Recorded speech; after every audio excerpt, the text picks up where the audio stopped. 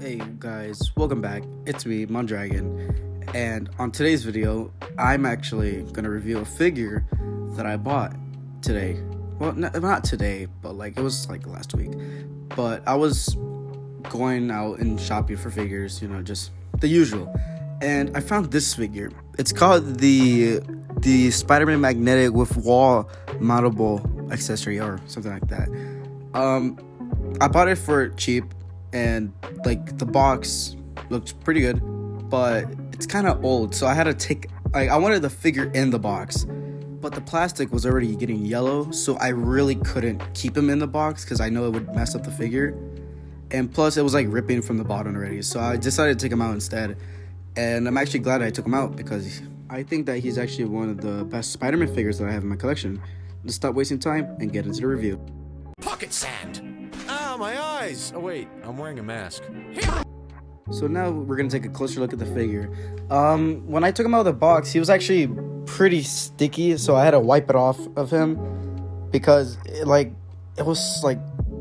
had a weird feeling to it. I don't know how to explain it. It was just sticky for some reason. But after I wiped it off, the whole body actually, it looks pretty good. I mean, the paint job is real nice. I like the shading effect to it. It makes it more comic booky, I guess you could say. The sculpt is actually pretty good. I like how they painted the thighs here with the shade effect.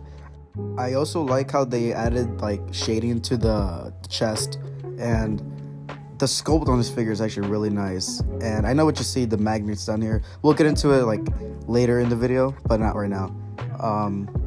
The figure overall is great, man. I actually really happy how it came out. Once again, the head sculpt is actually amazing looking. I love how the eyes are different. But yeah, I mean, let me stand him up. If you can stand. Alright, so let's get into the other part. Yo, who the fuck is... Alright, so let's take a look at the accessory, which technically it's not an accessory but a base.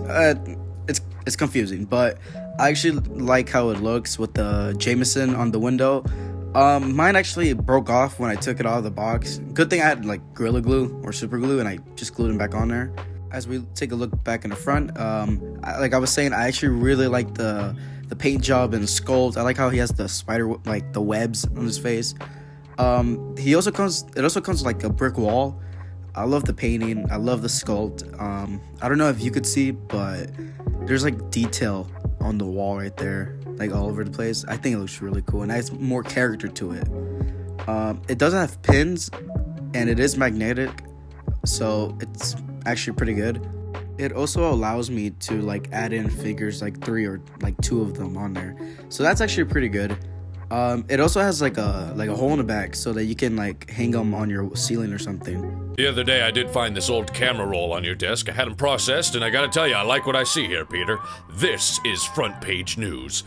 So now that we get to the articulation, I don't know every joint what it's called, but let's just try it. So the head goes all the way up, pretty good, decent range, and it does go not down, but it makes his head look straight, which is actually pretty good. His arms go all the way up, which is really good range actually, more than modern Spider-Man figures actually. He has a bicep swivel. He also has double joints on the elbows. Pretty good range actually.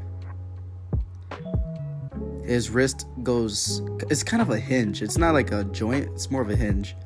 And I don't know how I feel about it, but it does its job, to be honest with you. It does its job. He also has finger articulation, which is actually really good. I love when Marvel Legends have articulation on his fingers. I love it, but it's not like the super articulated Spider-Man where all the fingers are all posable, but honestly this does do good enough of a job.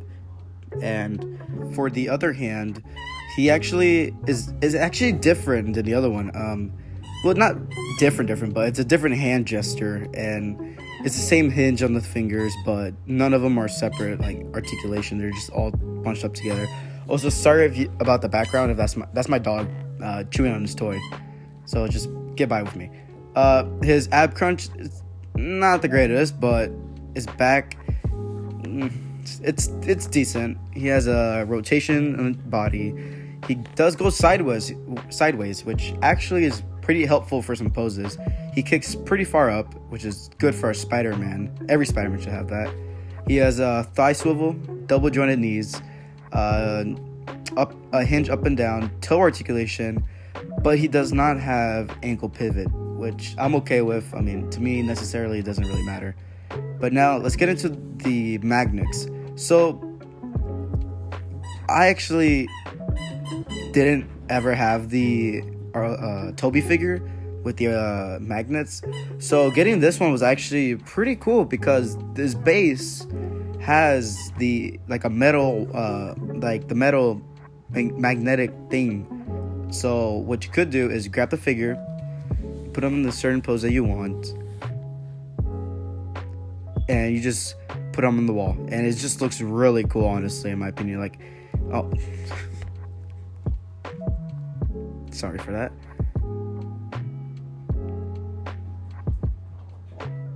Let me put him off screen.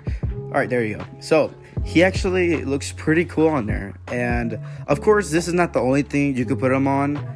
Like, you can put them on your door, this thing, the fridge.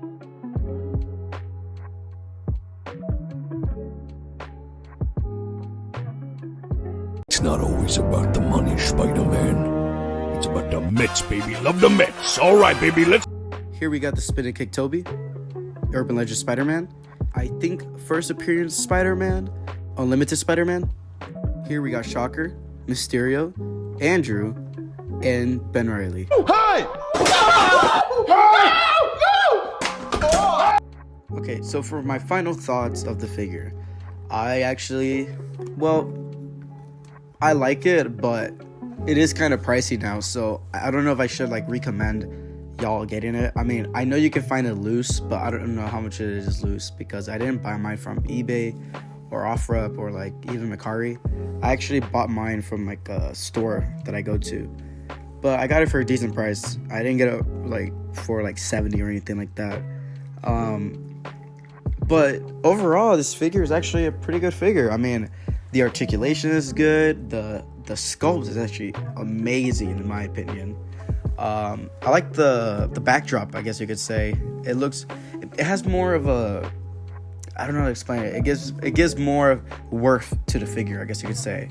I mean, if you somehow find it on eBay with the base, take the chance. I mean, I'm not saying to buy it for like over $100 or something, but I think it's worth paying less than that. I mean, no figure should be like over 100, but if I had to rate this figure, like, in my opinion, I would probably give it like an 8 out of 10. It's not perfect. I'm not saying that it will ever be any figure's perfect, but this one's actually a really good Spider-Man figure, and I'm happy that I actually found it. I just wish Hasbro could make a magnetic Spider-Man, because I feel like we haven't had one in a while, actually. But that's it for the review. Thanks for watching, actually. If you liked the video, actually, if you enjoyed watching the video, please subscribe. Also, don't forget to turn on the notifications and bell, because I'll definitely be reviewing more Spider-Man stuff, because I actually really enjoy it. If you want to see anything else than Spider-Man, please comment below.